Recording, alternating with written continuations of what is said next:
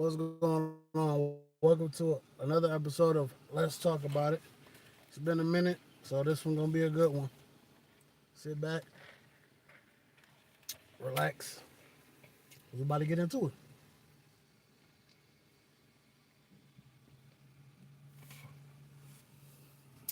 Let's shirt. All right.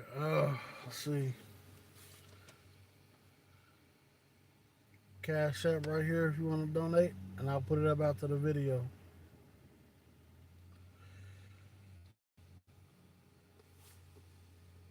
Now, first, let's talk about the Met Gala, man. It, it was some guys there wearing some gay ass shit. Future done cut the dreads off. I don't know what Future was thinking. Look like fucking Michael Myers and shit. What was he doing? Shot Boozy. I ain't like that little gay ass shit you had on either, Shot Boozy. You my boy, but you fucked up at the Met Gala, my boy. I don't know what the fuck he had on. My nigga had on the motherfucker top like a top of a skirt or something. That shit was gay as fuck, my dog. That shit was gay as fuck, my dog. But anyways, let's see. Let's talk about Melly. First topic.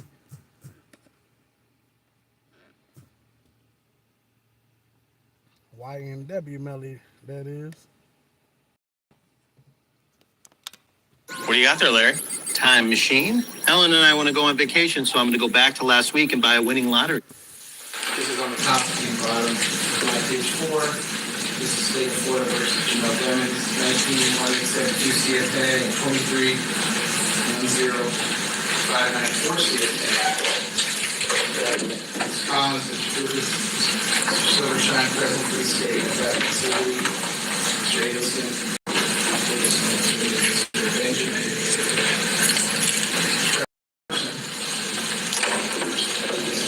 Likewise is present, and the government interference and obviously, so let me put a couple things on the record before we get going. And I'll tell you how we're going to proceed in preparation for the hearing today, which is on the defendant's second motion for pretrial release following mistrial. I need to follow the original motion for bond. Filed on behalf of the defendant May 30, 2019. It doesn't appear that we've ever heard of any order there. There was subsequently a emergency motion for release from medical care, electronically filed April 3rd, 2020, and a supplemental emergency motion for release from medical care, filed April 6th, 2020, and that was denied by the previous judge on April 11th. Subsequently, defense motion for furlough. And by the way, for those who don't know, Melly has been in prison, held for 6 years. But it's supposed to be proven, it's supposed to be innocent until proven guilty. But they held this man for 6 years. Medical/dental care on August 23rd, 2022.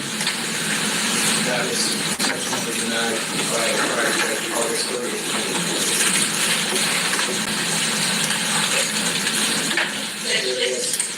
To clarify with that last order, that wasn't actually asking for a bond.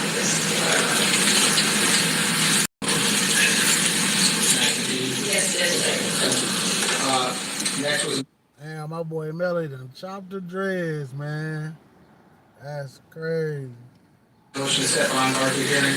That was electronically filed August 15th, 2023.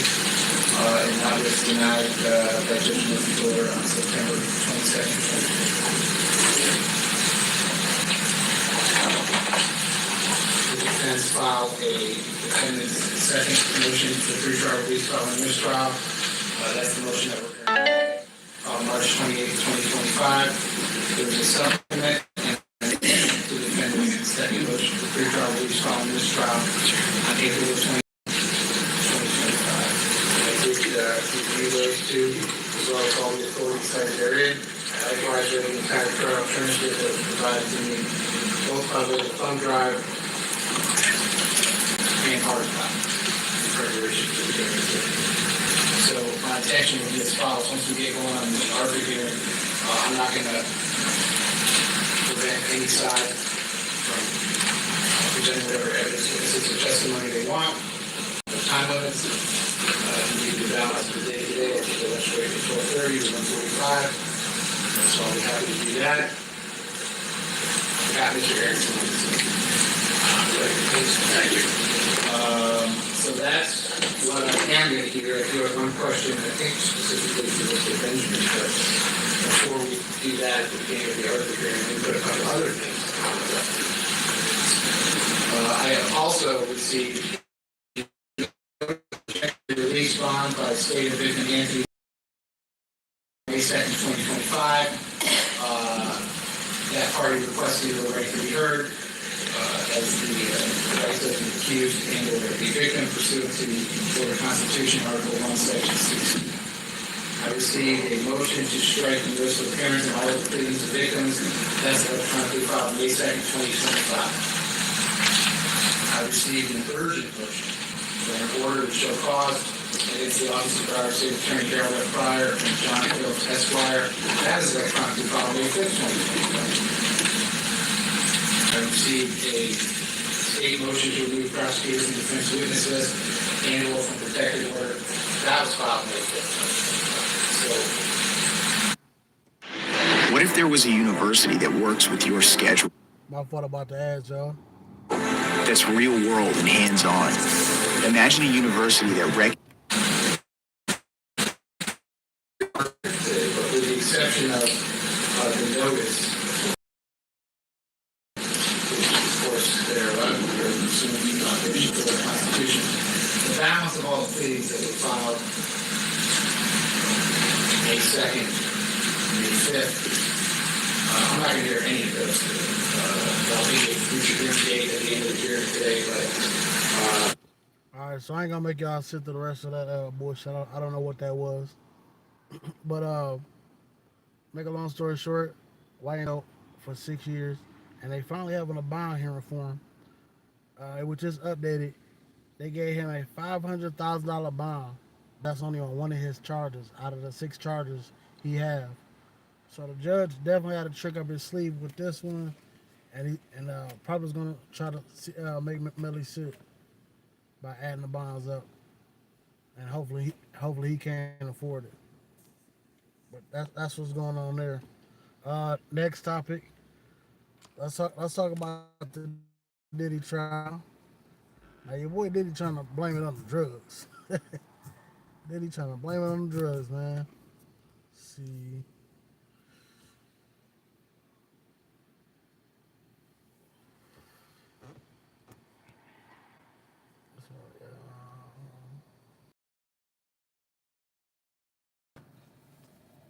Yeah, that boy Diddy, man. He facing a minimum of 20 years, man. They are trying to cook Diddy. They trying to cook Diddy for sure.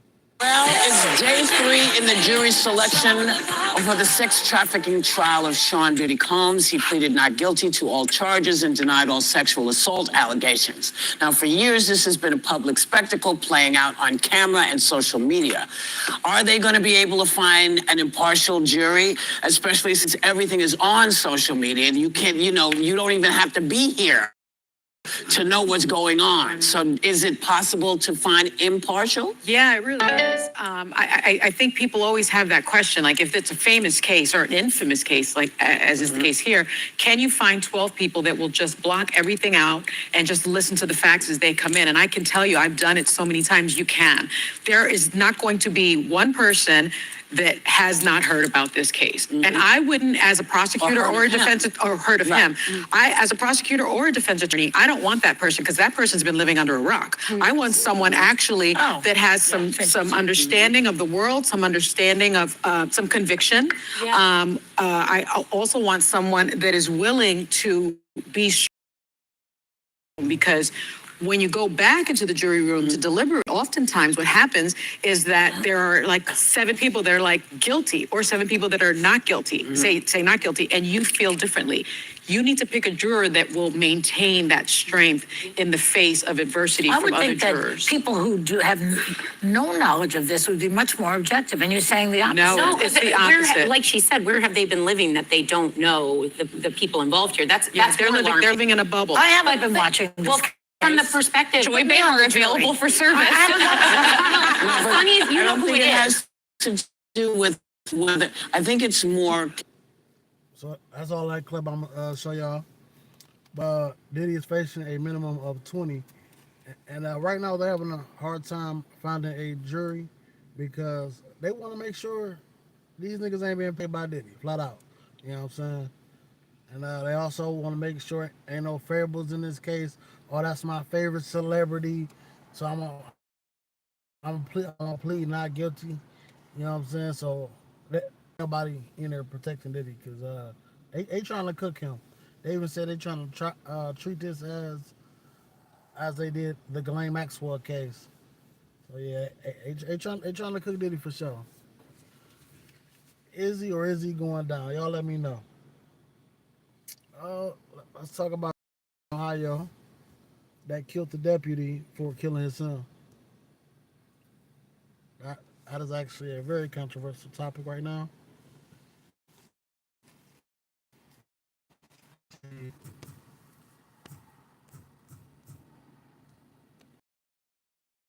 Let's see. Okay, here's some of the video. I'm gonna play this video.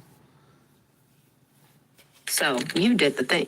Or maybe you're thinking about doing the thing. And now your brain won't shut up about it. Wait, was Sheriff's deputy, a day after his son was shot by a police officer, asked to be released on bail. I lay out the horrific chain of events out of Ohio and where the case. You can see the look in his face. That's all he really cared about is getting revenge for his son. You can see that look in his face. I promise you. He does not regret what he did. Could be heading. Are you familiar with acts of someone that is not in their right mind when they commit a criminal act? I'm Anjanette Levy, and this is Crime Fix.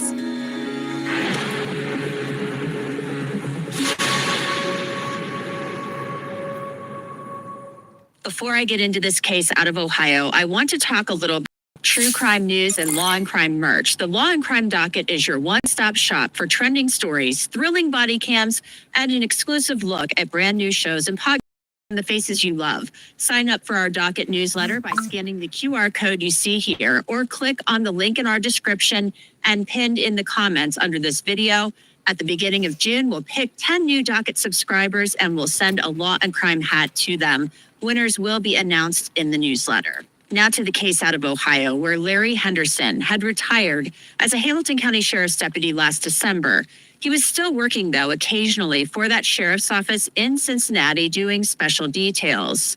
Last Friday, he was doing that, directing traffic for graduation at the University of Cincinnati when police say a man named Rodney Hinton Jr. deliberately drove his vehicle into Henderson at this intersection. Deputy Henderson was rushed to the local trauma center, but there was nothing that could be done to save him. Within hours, he passed away from these devastating injuries. You're probably asking yourself, why would anybody deliberately drive a vehicle into somebody, much like a sheriff's deputy who was directing traffic at a college graduation? Well, police say Rodney Hinton Jr. did this on purpose, possibly to avenge the death of his son, Ryan Hinton. Ryan Hinton was 18 years old, and a day earlier, a Cincinnati police officer shot and killed him after encountering him and some others in a car that had been reported stolen out of Kentucky. Here's the police chief. Officers across the country confront dangerous situations every day, sometimes more than once a day. They are often compelled to make split-second decisions to protect others and themselves. All right, so remember, he was caught in a stole that was stole from Kentucky. So keep that in mind.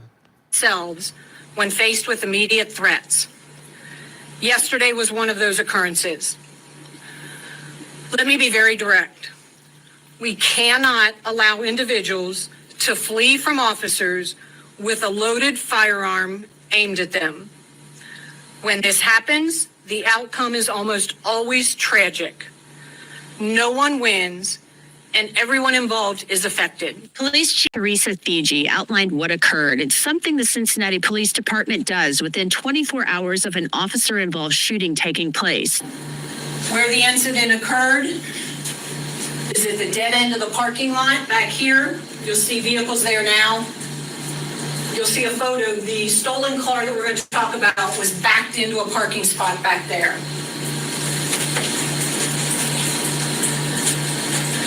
As you can see, this is a stolen Kia. It was stolen out of northern Kentucky yesterday. So they probably backed it in. So in case the police did ride past her, you know, they won't see the plates. You can see we have two uniformed cars there. Prior to those uniformed cars arriving, we had two undercover cars that pulled into that dead end, saw the vehicle. They backed out. They saw that there were individuals inside the vehicle, so they backed out and let the uniformed cars make the approach, which is the tactically sound decision to do. The cars are positioned the way the officers are trained. We are trained to use our vehicles as cover from any threat. That's what those officers did with the cars at that time. Chief Fiji then played a short portion of the body camera footage. This is body-worn camera from officer number 2.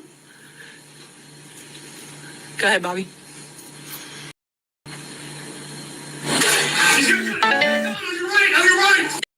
Camera footage from the officer who actually shot Ryan Hinton. This is the other officer, the one who fires the shot. This is his body camera as he approaches the scene.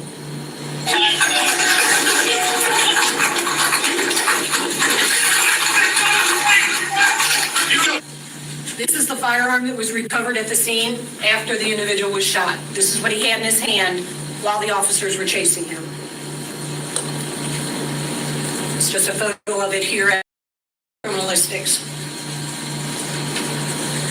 Remember I told you he fell on the concrete and the officers said that they heard the metal hit the ground? There are 3 spots on here where this gun has scratches on it. We believe those occurred when he hit the ground with the firearm. This is a second, sorry, Bobby, can you go back 1 frame, please? This magazine was in the firearm. That's an extended magazine, so it holds more rounds. Go ahead. This is a second magazine that was located in his sweatshirt pocket, his jacket pocket. And that is the magazine from that second. So he had an extendo and an extra clip on him.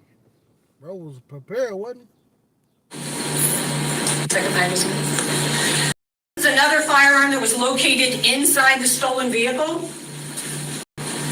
This is a firearm that was also stolen out of northern Kentucky sometime yesterday, early yesterday morning. Approximately, we believe, based on timelines, this was stolen from a vehicle in northern Kentucky, and then they went on to steal the vehicle that's involved in the incident. I want to tell you about a free app that I've tried. It's called Upside. It gives you cash back on things that you use each day, like gas, groceries, and takeout. You can transfer the cash you get back straight into your bank account. When I pump gas or I go to Dunkin' for a cup of tea, I use Upside. I've even used it when I order pizza. Here's how it works. Download Upside, claim an offer for whatever you're buying, and pay as usual using a debit or credit card. Follow the steps and get paid. It's that easy. To find out how much you could earn, click the link in the description to download Upside or scan the QR code on your screen and use our promo code CRIMEFIX to get an extra 25 cents back on every gallon on your first tank of gas. That's promo code CRIMEFIX for an extra 25 cents back on your first tank of gas. Now, all of this information about 18-year-old Ryan Hinton was revealed in a press conference after the police chief and others met with Ryan Hinton's family, including his father, Rodney Hinton Jr. On Friday morning, we met with the police chief of Cincinnati, and we. Now, this kid looks like he's a good kid, but hanging with the wrong crowd. So we have to have more talks with our kids, watch who you hang around and who you become, who you friends with. We got to start having more talks like that because sometimes you just young and dumb, and you don't know no better. So it's up to the parents to do the parenting and guide them. Just because your child is 18, that doesn't mean that parenting is over. You the body cam video of what happened with the police involved shooting with Ryan. We stayed at the chief's office for about an hour and a half, and what we saw was disturbing. The family was upset, as you can imagine, watching your son, watching your grandson, watching your loved one getting shot and killed by the police was upsetting to this family. We left out of the police chief's office, and a few hours later, I was made aware that Rodney had an incident with a police officer that resulted in the officer's death. But again, we are here because we represent the estate and the police-involved shooting. ¿Sabía que la cuenta My Advantage Checking de Generations Federal Credit Union hace más? La cuenta My Advantage Checking. Rodney Hinton left the meeting with the police chief, and sometime after that is when police say he intentionally drove his vehicle into Deputy Larry Henderson. A probable cause affidavit states a Hamilton County Sheriff's Office deputy was standing on the sidewalk at the corner of the intersection outside of the lanes of travel where he was engaged in traffic control. The deputy was wearing a uniform and a fluorescent traffic vest. Based on witness statements and evidence at the scene, the defendant drove across oncoming lanes of traffic through the intersection and directly at the deputy, who was struck by the vehicle, causing injuries to the deputy. That intersection near the University of Cincinnati's campus has flowers and blue ribbons decorated in memory and in honor of Larry Henderson, a man who was simply working a detail directing traffic for the University of Cincinnati's graduation. He worked at a different agency, the Hamilton County Sheriff's Office, than the police officer who shot Ryan Hinton. Larry Henderson had absolutely nothing to do with what happened to Ryan Hinton. On Monday, Ryan Hinton's family stood with their lawyers, distancing themselves from what Ryan's father is accused of doing, intentionally murdering Deputy Henderson. We're here because we represent the estate of Ryan. We're not here to talk about the incident that occurred. So I kind of get it why the dad killed the sheriff. Is his son. It just happened, so he's still a little emotional about it. As a news anchor, trying to paint a picture.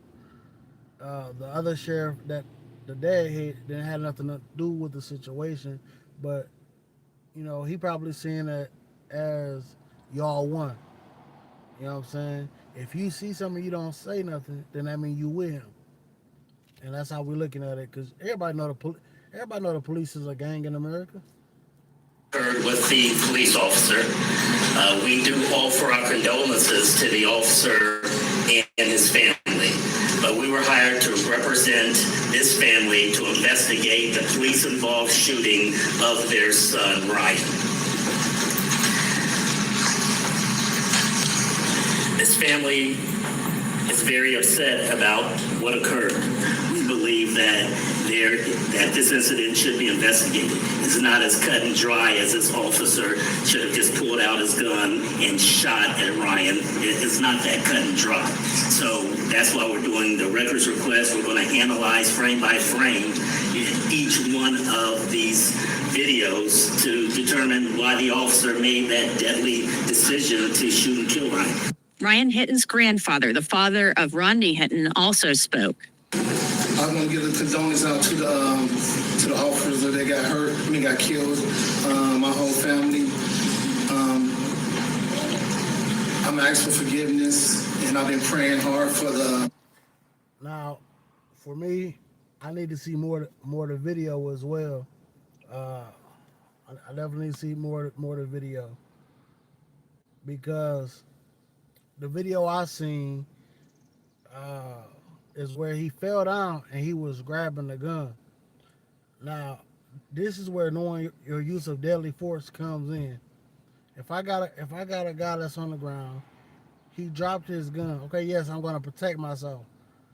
So I'm gonna shoot him one time, not to kill him. All right, to say, hey, don't touch that gun, and you can live.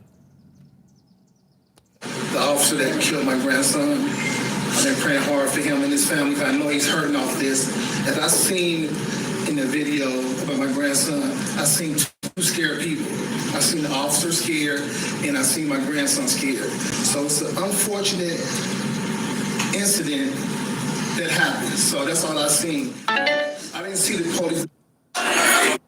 Did any of the multiple witnesses that you spoke to and the people that were in the vehicles that were surrounding him, the people that were on scene, did anyone indicate that any attempt to slow down or deviate his path? Violence in the last several hours. We are following several shootings, including one in Cincinnati where police shot and killed an armed 18-year-old. And then not even 24 hours later, get this, police say the victim's father intentionally drove in. What's the latest in that case? Accused Hinton, as well as his public defender, is saying that he had no felonies on his record. And his public defender also said this was an emotionally charged situation. Well, and it was a violent weekend, so let's talk about each case one by one, starting with bullets flying in the state of Arizona. What do you know about that, Chanel? Yeah, Reed, so we know that this happened in Glendale, Arizona, just before 8 o'clock last night. So, around dinner time inside a steakhouse. That steakhouse, I should mention, happened to be right beside police headquarters.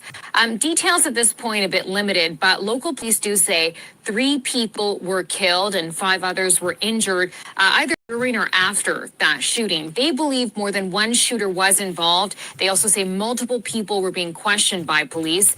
But at this point, we can say there is no danger to the public.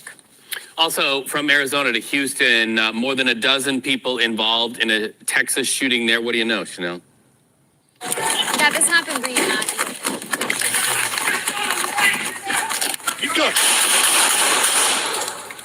So I had to go to Twitter because Twitter shows you everything. So I found the body cam footage, and we're gonna play it right here.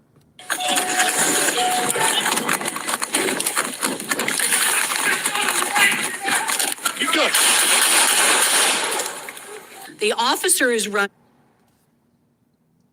See, this is where I gotta see more of the footage. He hops out the car and in 2 seconds draw his gun. That was a very quick reaction. Do he know he had a gun at that point? That's why I say we got to see more of the video. So the body camera is kind of jolting as the officer's running. What that leaves us with is a very blurred image, unfortunately. However, based on the officer's interviews, the officer who did discharge his firearm said that when the individual came out between the dumpsters, he had the firearm in front of him. He was in like a bladed position, and it was pointed at the officer. And he felt threatened for his life, and that's why he discharged his firearm. The chief said the suspect was in a bladed position. It's an important distinction, and here's what that terminology means. Let's pretend you're the officer and I'm the suspect. Like I said, he drew that firearm way too quick. Let's go back and watch one more time. His firearm as the officer.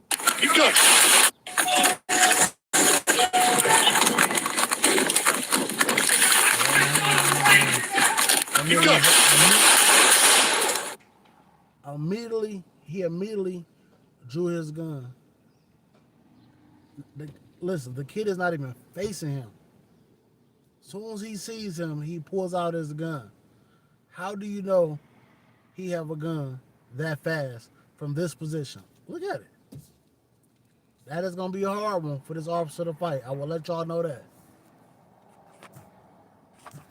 Next topic. Next and final topic. The most important topic to me.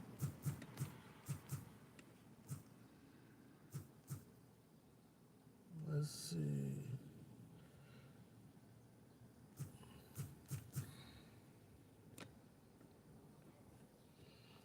Let's see. Hashtag. Nope, that's not it.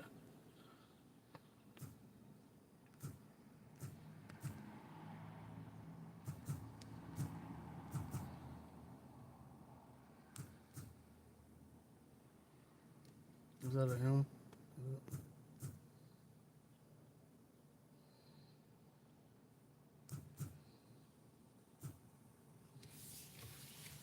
Last topic, we're going to talk about Tyler Nicholson.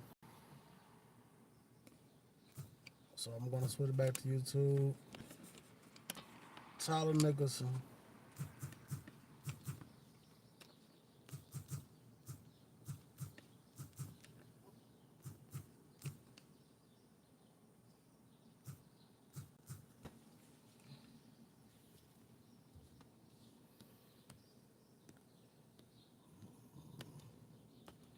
Let's see.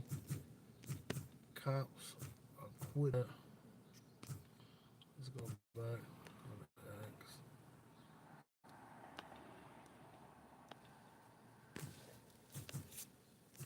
You got it.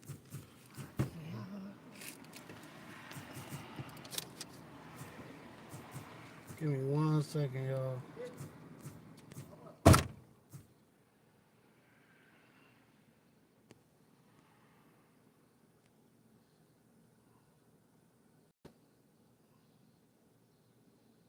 Give me 1 second. I'm trying to see.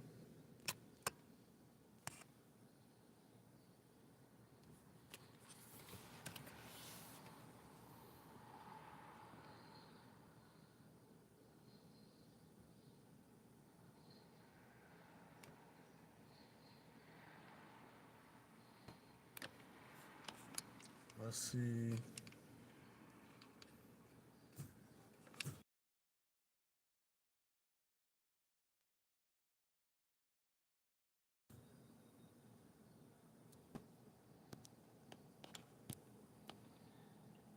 Or is it Tyreek Nicholson?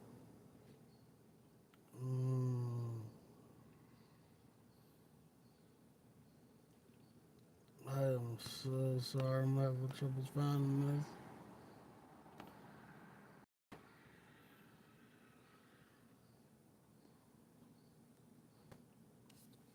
Anyways, I apologize. I can't find the video at the moment. But if you guys been paying attention, they have freed, I think it was 5 black officers that killed Tyler Nicholson. They killed that man, held him down, was punching him and stumping him and everything. And they just got acquitted. So I know for sure Memphis is about to go crazy behind this one, as they should. As they should, because the justice system has never worked in, in our favor. The justice system has never worked in our favor. And it's, it's bullshit. It's definitely bullshit. But to Memphis, tear that motherfucker up. To Memphis, tear that motherfucker up. Because we gotta make the police feel this. We gotta show them that y'all not above the law. You know what I'm saying? Y'all gotta make them feel this. And I don't give a fuck about them. I don't give a fuck about them being black. A cop is a cop. All them niggas in the same gang. Period. All them niggas in the same gang.